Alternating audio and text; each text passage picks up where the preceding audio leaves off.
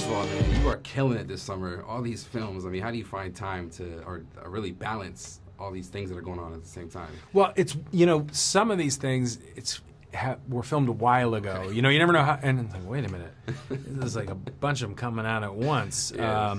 So it's a little weird. For sure. But finding time, you just do. When it comes to stuff like this, it's like, oh yeah, this is. You're never, when you finish filming something, you're not done. Right.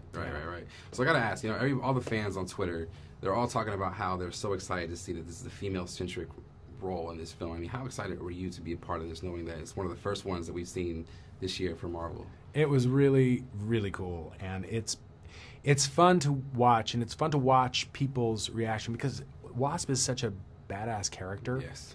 And much better suited, I think, kind of born into this way more than Scott. Okay. But to be a part of something that is like, oh yeah, this is the first Marvel film where female superhero is right alongside. This is a partnership, and that's really cool.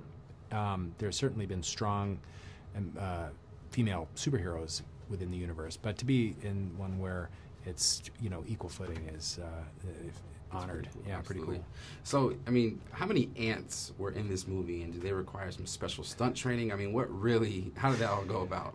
We used about I want to say about 9 million ants. Okay. And we had ant wranglers and ant trainers. Wow.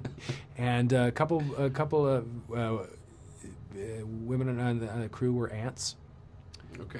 Not actual ants, but just, you know, like aunties. Gotcha. And uncles. Gotcha. With some of the guys. Gotcha. But they don't count. That joke sucked. And there's no way I can take it back, and I'm just going to throw it out there. That's there for everybody to enjoy or not enjoy. It's probably a GIF already on Twitter. Oh. Just waiting. Great. Perfect. Wow, Dr. Pym. Like who would have thought that once again, in your hour of need, that you would turn to us, you know? Not me. Help yourself. Hey, what's up with the fancy pastry? We gotta keep the food budget down. Well, what are we supposed to have for breakfast? The oatmeal packets. Oatmeal packets. It's insult. Why is it an insult? Because it tastes like sand. You know why? It's because it's organic. No, That's it's why. not organic. It's sand. It's the most important meal of the day. You know what? You can get creative with it. Break teeth. Oh, put a little brown sugar on it. You put some cinnamon. Put a little honey. Guys, come on, man. We got bigger fish to fry. Is that my desk? Yeah. What? Why do I have such a small desk? Well, because you weren't there when we were choosing desks. You snooze, you lose. Well, I was under house arrest. Yeah. You know what? This isn't even a desk. This is garbage. You found this outside amongst garbage. I got it at a rummage sale. So you save money on my desk? Guys. Hope, please. We need to focus, all right? We got to find that lab already. Jeez. I mean, so tell me, I mean, there's so much humor in this film. It was really actually pretty hilarious. I mean, how did you strike a balance between, you know, pushing the story forward, but also making sure that the jokes landed? Well, you always hope that the jokes are going to land, and I think we all went into this saying, let's not shy away from humor. Our story lends itself, I think, to some jokes. These characters lend themselves to humor.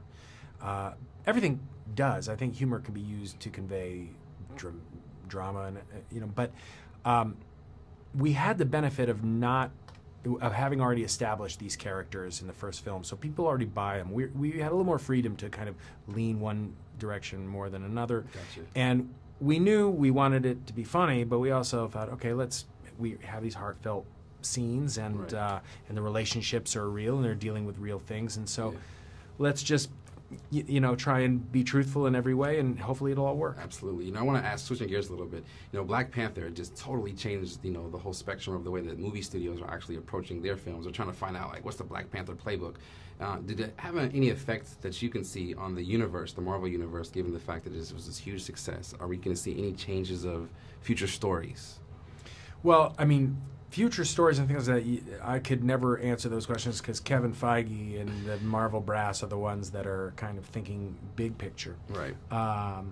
But the one thing for sure is that they've always wanted to tell good stories with interesting characters, have fun with the characters, but also not talk down to audiences and have their characters be relatable. Absolutely. And the films kind of be universally appealing and take chances.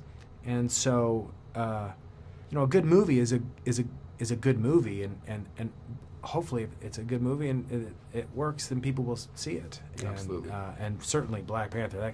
That was just every element of it was awesome, and it's cool to even be in the universe where it's like that exists and this exists and the Avengers exists. It's all wild to be a part of it. Yeah, I think the audience will appreciate the comedic humor in this, and I would look forward to a lot more of your work in the future. So we appreciate you making the film. Thank you. Thank you, sir. Appreciate it.